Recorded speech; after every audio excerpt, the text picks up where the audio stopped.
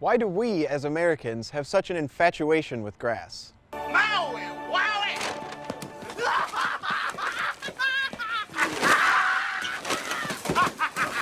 Not that kind of grass.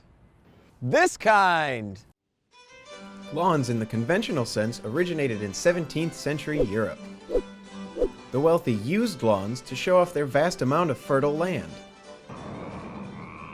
One day, lad, all this will be yours. What, the curtains? No, not the curtains, lad. All that you can see stretched out over the hills and valleys of this land. That'll be your kingdom, lad. To replace the scythe,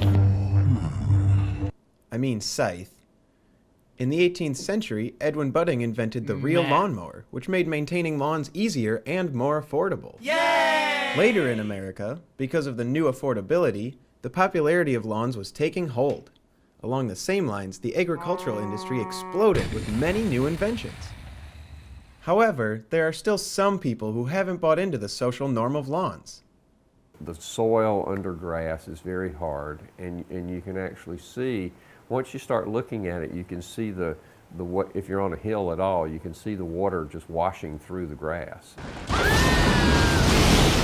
Municipal areas, particularly on the East Coast, have what are called combined sewer overflows.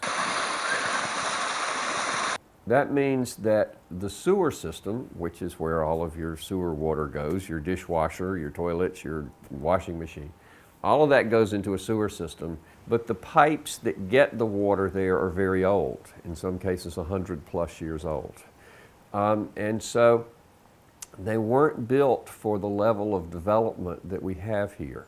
They're perfectly fine to carry the capacity of sewage, but the rainwater frequently goes into those sewer systems.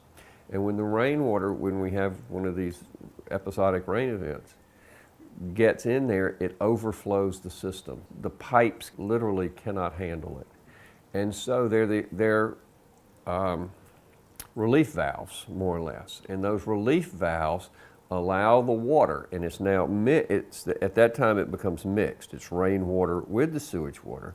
And so if there's just so much volume of water, it can't handle it. So it releases the water into the streams. The fecal coliform level is pretty darn high, and you really don't want to be in that water.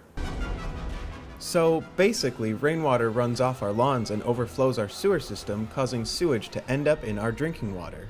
So what are people doing to lessen this water runoff? We've got rain gardens, which use the kind of vegetation that you would normally see along a creek, because the ground around those rain gardens stays moist, and they're suitable for plants that would grow in moist habitats. That's the good thing, is not only is the water not flowing off of our yard, but we don't have to use much water to water the lawn. It is estimated that rain gardens absorb 30% more water than an equally sized patch of lawn. The gutters in the front of the house go into the rain gardens or onto the driveway, which has pervious surface. But in the backyard, the gutter system goes into a rain barrel, and then we can use the water from the rain barrel to spread out the rainwater into the garden or into the little fish pond we have back here. A single rain barrel can help homeowners save around 1,300 gallons of water annually. We're one tiny little yard here in the district, but there are hundreds, if not thousands, of yards like ours, and the degree to which more people can take those efforts voluntarily, the better it'll be for the Rock Creeks, the river, the Potomac, as well as the bay.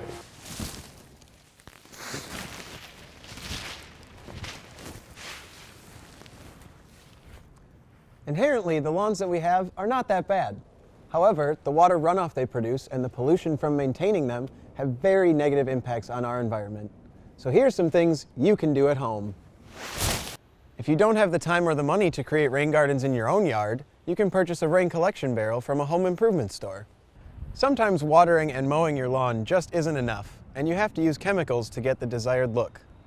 So when you do have to use your fertilizers, herbicides, and pesticides, make sure that they're organic or natural. If you hate mowing like I do, here's my favorite tip: mow less. It'll let your grass grow longer, which will retain the moisture in the ground and prevent water runoff. Here's another easy one. Water less. You should only water when your grass starts to wilt, but when you do have to water, make sure it soaks 6 to 8 inches into the ground, allowing the grass roots to grow deeper and retain more moisture. For you homeowners and future homeowners, be mindful of your environment when you're taking care of your lawns, and take action!